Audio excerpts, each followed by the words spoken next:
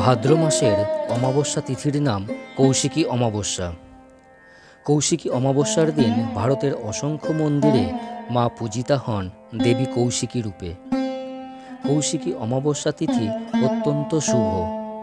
বৌদ্ধ এবং হিন্দুতন্ত্রে কৌশিকী অমাবস্যার অনেক মাহাত্ম্যকথা প্রচলিত আছে।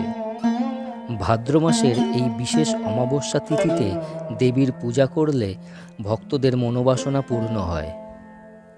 আজকের পডকাস্টে আমরা জানব কে এই দেবী কৌশিকী এবং কৌশিকী অমাবস্যা কেন এত গুরুত্বপূর্ণ। দেবী কৌশিকী দেবী চণ্ডীর আর এক রূপ। দেবী চণ্ডী হলেন আদ্যাশক্তি মহামায়ার রূপ, যিনি দশমহাবিদ্যার অন্যতম দেবী। দেবী কৌশিকী তন্ত্রমতে কোথাও তারা, কোথাও জয় দুর্গা নামে পূজিতা হন ভক্তদের কাছে। অষ্টভুজা দেবী কৌশিকী তার 8 হাতে ধরে আছেন ত্রিশূল, ঘণ্টা, তীর, ধনুক, শঙ্খ, চক্র, মুষল এবং নরমুণ্ড। দেবী কৌশিকীর আবির্ভাব। আদ্যাশক্তি মহামায়াকে নিজের কন্যারূপে পাওয়ার জন্য কঠোর তপস্যা করেছিলেন প্রজাপতি দক্ষ। প্রজাপতি দক্ষের কঠোর তপস্যায় দেবী মহামায়া তুষ্ট হলেও একটা শর্ত রাখেন। শর্ত হল দক্ষের কন্যা হয়ে জন্ম নিতে দেবী মহামায়ার আপত্তি নেই, কিন্তু যদি পিতৃগৃহে কোনো রকম অনাদর বা অপমান হয় তাহলে তিনি তৎক্ষণাৎ দেহত্যাগ করবেন।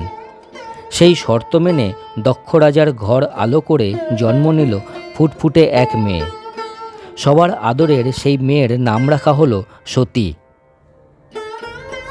খুব ছোট বয়স থেকেই সতী শিবের প্রতি অনুরক্ত ছিলেন।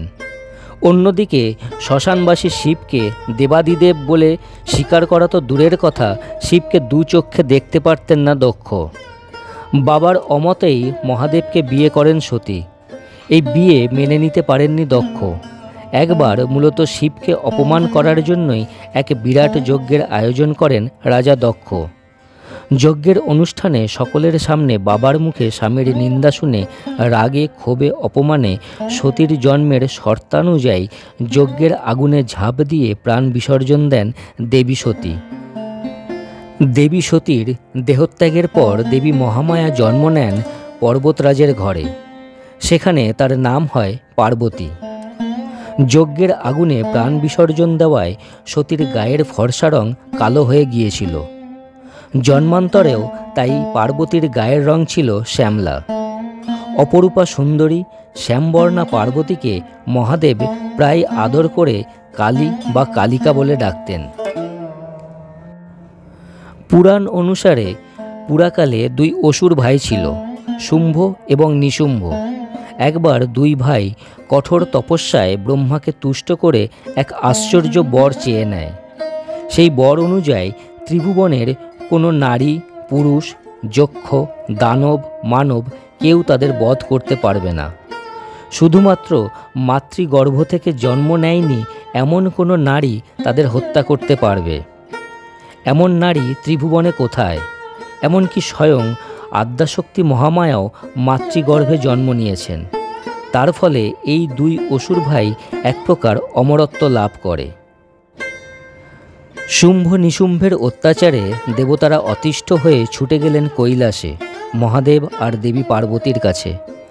ব্রহ্মার বরের কারণে মহাদেবও শুম্ভ নিশুম্ভকে দমন করতে অপারগ। দেবতাদের দুর্দশার কথা শুনে মহাদেব পার্বতীকে বললেন, কালিকা, এখন তুমিই ভরসা, তুমিই এদের উদ্ধার করো। সবার সামনে মহাদেবের কালিকা সম্বোধনে দেবী পার্বতী অপমানিত বোধ করলেন। অভিমানে একা একাই দেবী চলে গেলেন মানস সরোবরের তীরে। সেখানে শুরু করলেন কঠোর তপস্যা। তপস্যার শেষে স্নান করলেন মানস সরোবরের বরফ ঠান্ডা জলে। মানস সরোবরে স্নান করার ফলে দেবী পার্বতীর দেহের সব কালো কোষ জলে ধুয়ে গেল। দেবী পার্বতী হয়ে উঠলেন পূর্ণিমার চাঁদের মতো উজ্জ্বল। দেবী পার্বতীর শরীর থেকে ধুয়ে যাওয়া কালো কোষ থেকে জন্ম নিলেন আর এক দেবী। সেই দেবীর গায়ের রং অমাবস্যার মতো কালো। মহামায়ার এই নতুন কালো রূপ হলেন দেবী কৌশিকী। দেবী কৌশিকী মাতৃগর্ভ থেকে জন্মগ্রহণ করেননি, তিনি জন্মগ্রহণ করেছেন দেবী পার্বতীর শরীরের কোষ থেকে।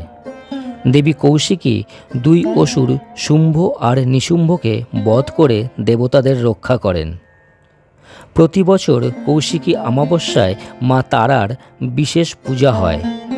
মনে করা হয় এই কৌশিকী অমাবস্যার রাতেই তপস্যায় সিদ্ধিলাভ করে মা তারার দর্শন পেয়েছিলেন সাধক বামাখ্যাপা।